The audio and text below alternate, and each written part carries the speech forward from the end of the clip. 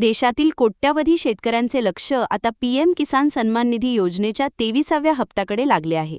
केंद्र सरकारकडून आतापर्यंत 22 हप्ते वितरित करण्यात आले असून पुढील 2,000 रुपयांचा हप्ता नेमका कधी जमा होणार याबाबत शेतकऱ्यांमध्ये उत्सुकता वाढली आहे.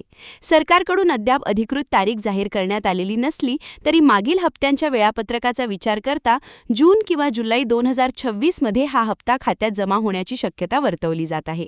यापूर्वी 13 मार्च 2026 रोजी पंतप्रधान नरेंद्र मोदी यांच्या हस्ते गुवाहाटी येथून पीएम किसान योजनेचा 22वा हप्ता जारी करण्यात आला होता. त्यानंतर आता शेतकरी पुढील हप्त्याच्या प्रतीक्षेत आहेत. या योजनेअंतर्गत पात्र शेतकरी कुटुंबांना दरवर्षी 6,000 रुपयांची आर्थिक मदत दिली जाते. ही रक्कम प्रत्येकी 2,000 रुपयांच्या 3 समान हप्त्यांमध्ये थेट बँक खात्यात जमा केली जाते. शेतीसाठी लागणारा खर्च कमी करण्यासाठी आणि शेतकऱ्यांना आर्थिक आधार देण्यासाठी ही योजना सुरू करण्यात आली आहे. दरम्यान पुढील हप्ता वेळेवर मिळण्यासाठी ई-केवायसी प्रक्रिया पूर्ण करणे अत्यावश्यक असल्याचे प्रशासनाने स्पष्ट केले आहे. आधार कार्ड बँक खात्याशी लिंक नसल्यास किंवा ई-केवायसी अपूर्ण असल्यास हप्ता अडकू शकतो. शेतकरी पीएम किसानच्या अधिकृत पोर्टलवर ओटीपीच्या माध्यमातून ऑनलाईन ई-केवायसी करू शकतात. तसेच जवळच्या महा-ई-सेवा केंद्रावर जाऊन बायोमेट्रिक पडताळणीद्वारेही ही प्रक्रिया पूर्ण करता येणार आहे. त्यामुळे कोणतीही अडचण टाळण्यासाठी शेतकऱ्यांनी आवश्यक कागदपत्रांची पूर्तता तातडीने करण्याचे आवाहन करण्यात येत आहे.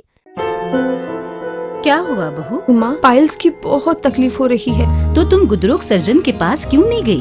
देखो, जैसे हार्ट के लिए हार्ट स्पेशलिस्ट, ब्रेन के लिए ब्रेन स्पेशलिस्ट, तो पाइल्स के लिए पाइल्स स्पेशलिस्ट क्यों नहीं? स्त्री हो या पुरुष, टॉयलेट में तकलीफ केवल पाइल्स ही नहीं और भी कई प्रकार के गुदरोग तथा कैंसर भी हो सकता है. इसीलिए इसकी प्रत्यक्ष जांच जरूरी है.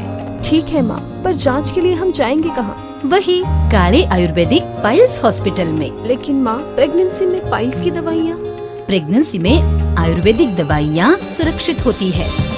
जनहित में जारी. काले आयुर्वेदिक पाइल्स हॉस्पिटल, औषधि चिकित्सा तथा सर्जरी ट्रीटमेंट उपलब्ध. हमारा पता उमरेड रोड, दिघौरी बस स्टॉप के पास, नागपुर. अधिक जानकारी के लिए वेबसाइट पर जाएं kalepileshospital.com.